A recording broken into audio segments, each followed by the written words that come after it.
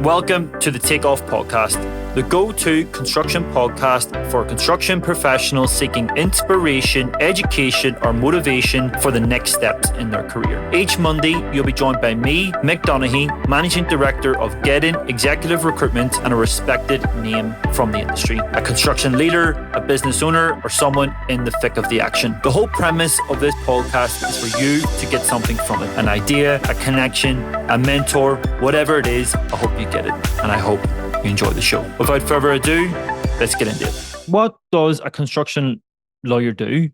It seems to be, from what you're saying, is that nearly there's a lawyer could be involved in every step of the process? There is. And so there's two real species of construction lawyers, or lawyers of any type. There's what they call a front-end lawyer that does the magic fairy dust keep you safe stuff that no one likes to pay for and everyone begrudges having to pay a lawyer for, but it is time consuming and you actually need to have a really high technical knowledge to get that right. And then you've got back end lawyers, and they're the guys who, when you're bleeding from the neck, you call and you put $100,000 in their trust account and they take you down to the courthouse and they try and save your business. Or you walk in and they walk you down to the insolvency department. So the front end lawyers are the ones who draft your contract terms, will do a contract review for you, can do due diligence for you, can help you get set up with PPS agreements, personal property securities agreements, so that you can become a secured creditor of your builder. There are insurance lawyers. What I would say is, when you said to me, what does a construction lawyer do? Pretty key difference. So there's people who specialise, who are registered accredited specialists in a particular area of law. So if somebody's saying to you that they're an accredited specialist, they have to have actually been judged by someone and given that registered title. And then there's people who work in practice areas. So construction, property, personal injury law. So if I say to you, I'm a construction lawyer, I operate in commercial construction or resi construction, or I'm a construction lawyer because that's my area of practice. And if you have somebody telling you that they're a construction lawyer, to me, a construction lawyer needs to intimately understand how you do your job. Otherwise, they're just a lawyer. And absolutely. Yeah. So a good construction lawyer will strike a balance between protecting you legally and helping you do what you want to do in the safest way possible. So what really grinds my gears with lawyers is lawyers who will take your money to give you advice to cover their ass. They give you the ass covering advice first. Right, guys, so I'm absolutely pumped to say the Takeoff Podcast is proud to be sponsored by RIB Software, the company behind some of the leading estimating software in the entire planet, including Costex, Candy, CX, and more. So firstly, if you didn't know, RIB are a powerhouse at providing innovative software solutions to the construction and engineering markets. They have over 500,000 users globally and are known universally as a solution provider for your entire project lifecycle, from planning to construction and beyond. RIB solutions help to ultimately connect people, processes, and data, so your project comes within budget, on time, and to the quality desired, all whilst reducing your business's carbon footprint. All this stuff matters, and RIB has the solutions. So if you're interested in finding out more, get on over to rib-software.com, reach out to your local team and quote Takeoff Podcast. For every listener who buys a subscription of RIB Costex, they will provide one free online training course. Okay, guys, back to the episode. And you're like, I didn't even ask you about that. That's not the question I asked. And they're like, no, I need to advise you about these things.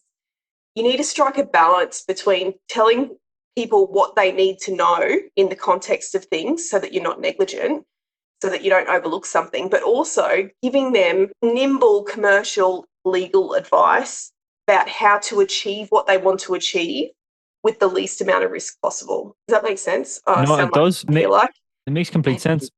My experience with lawyers is always been a bit tricky, and again, it's something that I think I'm just a normal bloke. I work in construction. So if I'm, a subcontractor, or I'm thinking of setting my own business up, what should I expect from a construction lawyer? If I'm engaging with them to help me maybe set up the business, or maybe to help me through a bit of a tricky situation. So if you came to me today and said, Michelle, I want to set up a new business, we'd be talking about what's the right business structure for me, and a good lawyer will collaborate with your accountant. So if you've got a lawyer who's saying, use me, don't use an accountant, don't listen to those. And don't listen to accountants who say you don't need a lawyer. The perfect partnership is a lawyer who will work together as a team with an accountant to get you what you need financially, but also from a asset protection structure perspective. Then we're going to be talking about licensing as well. If you are going to be buying trucks or having any kind of machinery or equipment, you need to be able to have PPS stuff set up so that you have all of your stuff registered on the PPS register. And then also you need to be set up so that you can function in a contractual capacity. So purchase orders, you might have a contract with a subby. You might have a contract with a consultant. One of the biggest gaps I see in the construction industry is the likes of formworkers engaging formwork engineers, waterproofers engaging waterproof designers. Guys, I'm interrupting this podcast today to give you some information as to what I actually do every single day. So I own and operate a business called Get In Executive Recruitment. We're a specialist boutique recruitment company, and we specialize purely in the pre-construction and commercial construction markets globally. We're really well known and respected for our work in estimating, cost management, quantity surveying, and contract administration. Because we're hyper niche, we don't have millions of candidates. We don't really even have thousands, but more times than not, we have the right candidate for the right job at the right time. Unlike a lot of recruitment agents out there, we are super experienced in what we do. We understand the market, we understand what makes our clients tick and our candidates tick too. Each and every single assignment we work on undergoes an extensive executive search process. It's robust and it works 100% of the time. We've also got a team of 5 researchers who map our markets out globally within our niche. They're amazing. They allow us to work fast, which saves our clients time and money too. So if you're interested in our process, drop us a message. Now back to the episode. Anyone who is a subby who doesn't have a professional indemnity insurance and relies on their consultant's insurance policy needs a contract with their consultant. Yeah. Because otherwise you don't have line of sight contractually if something goes wrong. So there's so many aspects to it. I really should make a big giant checklist of all the things that you should do when you go to set up a business. But that's something that a front-end lawyer can help you with. So would you say, before you get into anything, make sure you have contracts? Don't just go and do like you're shaking your mate's hand or some guy down the road, a neighbor you've met at the dog park. Should you actually go through with a contract with someone like that? Because sometimes it can be a bit awkward. It's not awkward. What's awkward is not having one and not being on the same page. You sound like my wife, but she'd tell me. Yeah. So have a plan about where you're going to get your contract from. There are places you can get contracts these days. Like if you needed a contract tomorrow, you could go to TradeBox. If you're working for a homeowner doing a resi job, you would look at Master Builders, or if you're in Queensland, TradeBox, I think are the best ones for resi because they have trade schedules, so they're trade specific. If you're anywhere else in the country, you'd be looking at something like Master Builders or HIA will give you a subcontract document for you with your subbies, but also something for you with your customer. And if you need something a little bit more bespoke, talk to a construction law firm. You are not the first person to have asked them. They will probably have template contract that they can repurpose for you, and you shouldn't be paying through the nose for it.